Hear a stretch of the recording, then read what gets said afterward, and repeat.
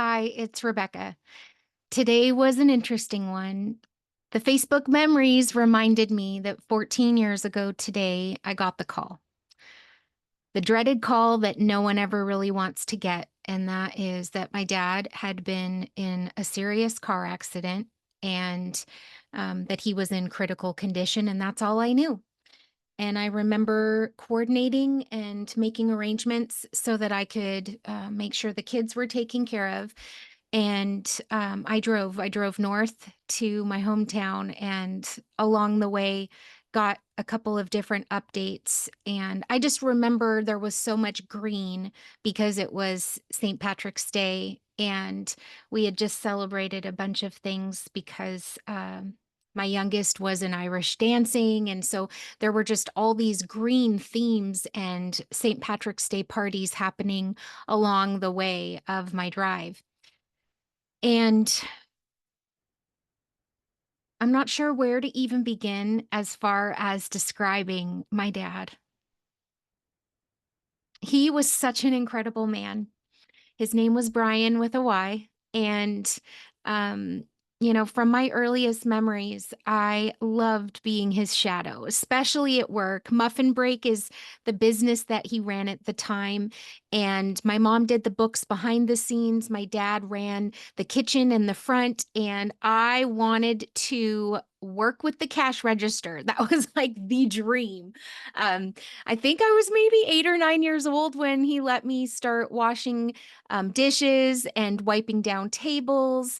And I think that was probably one of my first commission opportunities in my career because I noticed that as soon as I got permission to ask if someone wanted a coffee refill, then they would leave like a quarter on the table or whatever it was. And I just remember thinking that was such a big deal. My dad knew so many of his customers by name. And it wasn't so much about, selling muffins and coffee or the soups.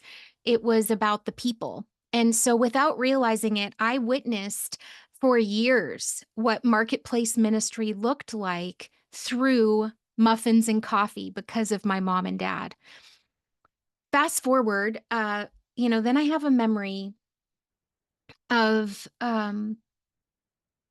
just having this desire, I couldn't even explain it, just this pulling desire to want to get into real estate and to be in business and to be successful.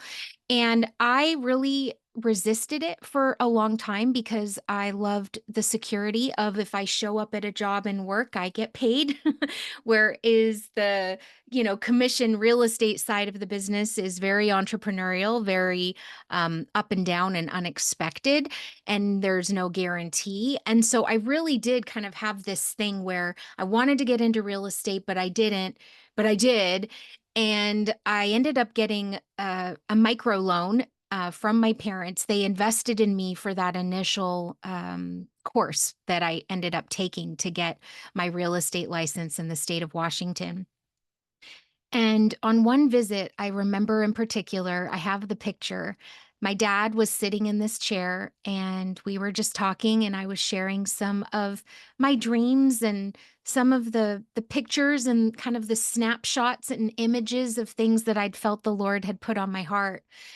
And back then, there was no cell phone to take a picture, so it was an actual digital camera. I remember I got up and I took a picture of him sitting in that chair because the conversation was so sweet and so meaningful. And I remember wanting to just snap a picture to remember it. Now, thinking back, that I love taking pictures. And I think that was probably his doing as well because my dad took pictures of everything. And I remember looking through photo albums of all these travels and trips that he and my mom had taken separately before they got married and then when they got married. And, um, but anyway, it was just that moment of capturing this conversation with my dad in the chair. And I remember telling him, Dad, I don't know why, but I just have this like desire within me to serve people through real estate. And I think there'll be a day when I write a couple of books that would just encourage people on their journey of life, and he just said, "Go for it, girl. Go for it. You absolutely need to do that. If that's a dream that the Lord has put on your heart and it's just a reoccurring dream, like it just keeps showing up, then you should do it." So I'd like you to think about that for a minute. Do you have a reoccurring dream? Do you see yourself doing something, or do you have these clips or these snapshots or images, or can you hear it in your dreams? Do you dream about it? Do you imagine and kind of daydream about certain things? You got to pay attention to them, because I think what we do is we discount. We think, well, everyone must think this way, or everyone must want to write a book, or everyone must fill in the blank. And the reality is no. If the dream giver has put it on your heart, it's for you to take action on. And he's not looking to see if you're qualified. It's quite the opposite. It's like in our very moments of weakness, when we just have those, like, who am I to even think that I would be qualified? You're qualified because he calls you to it. And in those moments, we can then cling to the promise that we can boast in our weaknesses, because it's in my very weaknesses that he is made strong, and that he can get the glory, because I know without a shadow of a doubt it was nothing to do with me. I just showed up and just chose to be obedient. And so my dad was in a medically induced coma. And we later found out that he had had a heart attack behind the wheel, lost control of the car. It went into the river, and someone on their lunch break saw this whole thing happen. He saw his PT Cruiser going into the water, and he went into the water and rescued my dad out of that car. And because he did that, it gave me and my sister the time that we needed to travel from out of area to be there to be with my mom. Later, the rescuer was honored by the mayor of Abbotsford, and we got to be there, which was just an absolute honor. And it just feels like it was yesterday. And Facebook reminded me that it was 14 years ago. 14 years ago, I got that call. We went and we were with him. We spent the night in the hospital. And I just remember I just could feel like his presence and his spirit was there. But physically, um, there was very to no, you know, response. But then this moment where I remember calling my Uncle Bruce, and I held the phone up to my dad's ear, and tears started to fill his eyes and roll down his cheek. And so I believe that he heard, or that there was some way in which he was there with us, right? And I just remember worshiping and singing. And the way I describe it is just that if there was this wall, or if there was this divide between our current life and eternal, it was almost like it thinned out in that moment, and I could feel him pass and move beyond where we were in that present moment. And so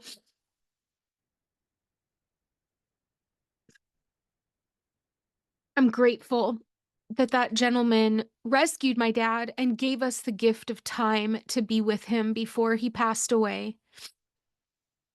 Within a few months of my dad's passing, we finalized the adoption of my middle daughter. And then I went through a very unexpected separation and parting, and ultimately divorce. A lot of life happened in a really short amount of time for me. And I just remember being forced to, one, admit my weakness and ask for help like I never had before.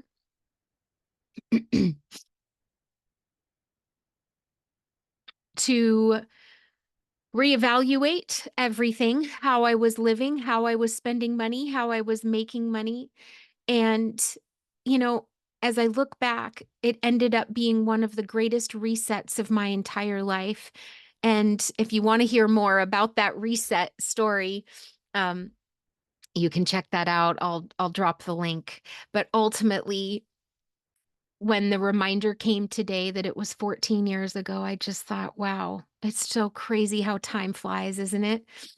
And so I would just encourage you, if you have those moments with loved ones, take pictures, and not just pictures, take video, get their voices, get them singing, like capture the moments with loved ones. And sometimes it's just the simplest, little day to day normal thing, but videotape it, gather it, get your pictures together because it is such a gift when I go back now.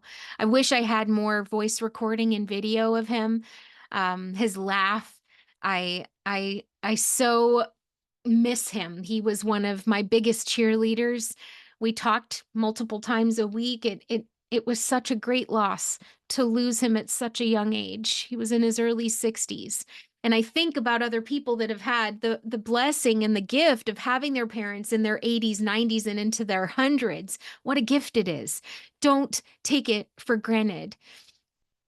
If you've lost a loved one, um, one of the ways that they've described it is it's just like waves. Sometimes it's like a huge wave that just feels like a tsunami that's going to take over and just wipe you out. And then other times it's waves that come, but then they come back and forth, and then it's messy. Navigating loss and grief is messy. And what happens is it causes you to reevaluate your life and how you're living. And for me, it just gave me boldness. I was like, I got to get on with some things. I don't want to delay anymore. So thanks for listening today. If you've been encouraged, thanks for sharing this with someone, or reach out and tell me what your story has been, or what moments you've captured, or ways that you've been able to, yeah, document and capture those meaningful moments with loved ones. We'll talk soon.